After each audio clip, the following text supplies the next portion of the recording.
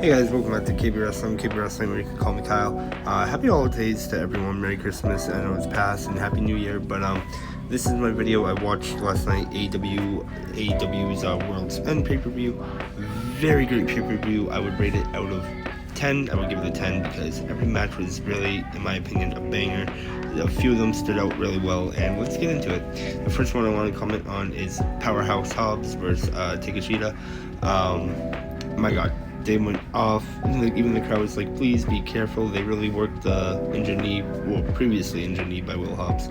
They went off. They had a great match for the TNT title, not the TNT title, the international title, and honestly, it was great. It was a very great match, and Takeshita won, and he retained his title, but Powerhouse Hobbs, oh my god, he's proving time in and time out why he should be a champion in AEW sometime soon. Great match, great win, and honestly, I'm very proud of what the type of wrestler Powerhouse Hobbs is transitioning into being. Such a good match. But let's get into it for the next few, and honestly, just like I said, the whole show was a banger. Then this one, MJF did retain the Dynamite Diamond ring, so he's now held on to that ring for 6 years in a row.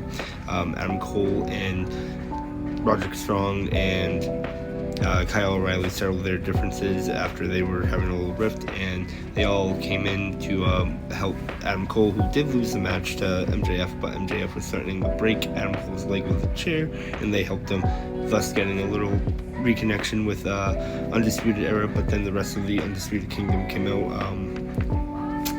Matt Taven and Mike Bennett, they came out, and Undisputed Kingdom is in full effect. Kyle O'Reilly making amends with Adam Cole, and it was just cool to see the three of them before the other two came out, and little Undisputed Era boys doing their thing, and that was awesome. And it's again a great match. Panama City Sunrises, MJF, Heat Seeker is what ultimately did it for Adam Cole, but very good match, and it was cool to see the Undisputed Era, them three before Undisputed Kingdom all came out and were hugging and we're back on the same page.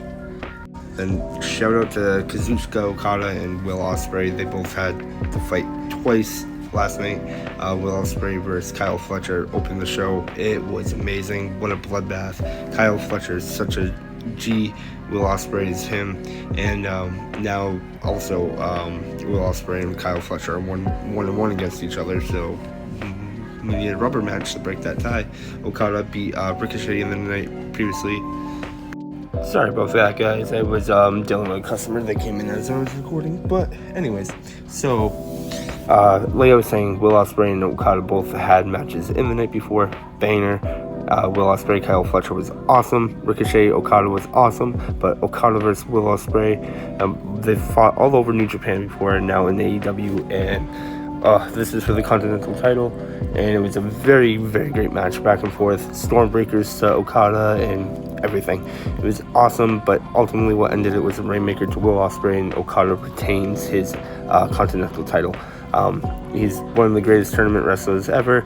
He knows Will Ospreay. He referred to Will Ospreay as his younger brother, and Will Ospreay has said Okada is a mentor to him. So honestly, very great match, great storytelling between the two, and I thought it was very, very great. And what was amazing was after the match, Kenny Omega came back, which he will be fighting at Wrestle Kingdom, and he did come back after his battle with diverticulitis, and he gave he presented the Continental title to Okada, and they just stored each other down. They also have a history. Him and Will Ospreay have a history too, so glad to see Kenny Omega back. Can't wait to see him wrestle at Wrestle Kingdom, and I can't wait for his next feud in AEW. So it was great to see Kenny Omega back after his health issues. One match, honestly, that I say was match of the night was Mercedes Moné versus Chris Statlander for the TBS Championship. Honest to God, I wasn't really much of a Mercedes Moné fan, but after this match, I've gained a lot of respect for her. tremendous wrestler, and Chris Statlander also put her heart out last night as well. Very great match between the two. It went for a while and ended with Mercedes Moné getting the pinfall victory over Chris Statlander and retaining the TBS championship. But ultimately, they both, in my opinion, set a standard, and they also, in my opinion, had a very, very late last-minute entry for what we could say match of the year 2024. Mercedes Moné, Chris Statlander, just proving why they are two top tier wrestlers, and honestly, ton of respect to Mercedes Moné for that outing, and very, very great to see how well Chris Statlander has come along. Very great match between the two, and honestly, I think they stole the show last night for match of the night, and probably a good contender for match of the year of 2024, even though 2024 is right around the corner from ending. But Mercedes Moné is still TBS champion. Then in the Fatal 4-Way with Moxley versus Orange Cassidy versus Hangman Adam Page versus Jay White. It was back and forth. At one point, Orange Cassidy, Hangman Adam Page, and Jay White did a Shield triple powerbomb to Moxley through the announce table, where he hit his head on the monitor and his head started bleeding. Obviously, right there, Miranda Shafir attacking Orange Cassidy. The Death Riders are there. We're getting involved. After the match, which Jon Moxley won by, I believe he pinned Jay White. But yeah, he won the match, and Jay White also hit Mariah Shafir with a switchblade, which was crazy. But it was, in my opinion, overall good main event, and Moxley retained. But after the match, after Moxley was doing his stuff and he was about to go on another rampage, this happened. The return of Adam Copeland, aka Edge.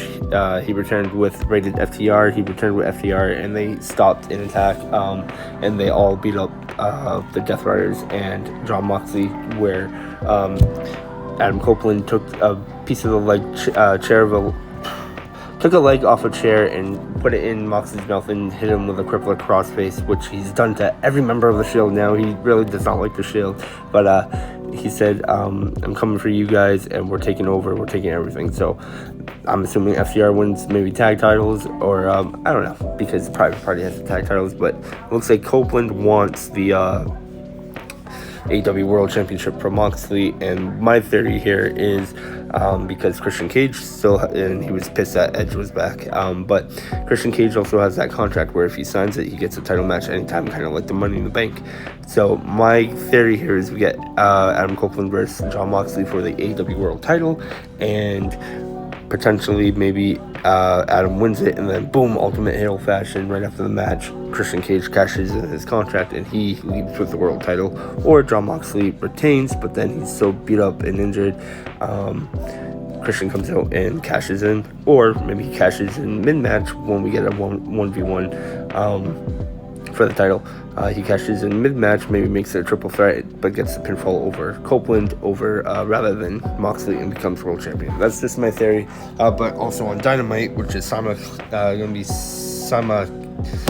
it's going to be double broadcasted. It's going to be, you could either watch it on TBS like usual, or you could watch it on Max. It will be streaming live on Max on Wednesday, and we're going to get sorry about that, guys. Another customer, he got a phone call. But yeah, it'll be simulcasted on Max. It'll be streaming on Max and TBS, so that'll be awesome. But it's going to be rated FTR, Adam Copeland and FTR versus Jon Moxley and the Death Riders. So that should be fun on Dynamite. And yeah, so with that said, please like, share, and subscribe. Shout out to all of AEW. That was a great match, great matches, and great pay-per-view, and World's End really delivered, in my opinion. Comment down below what you guys think. Please like, share, and subscribe. Too sweet if you already are. You guys are amazing. Remember, code KBWD free at Collar X Elbow and W Energy for 10% off your purchases. And remember, guys, it's YouTube. Stay drama free.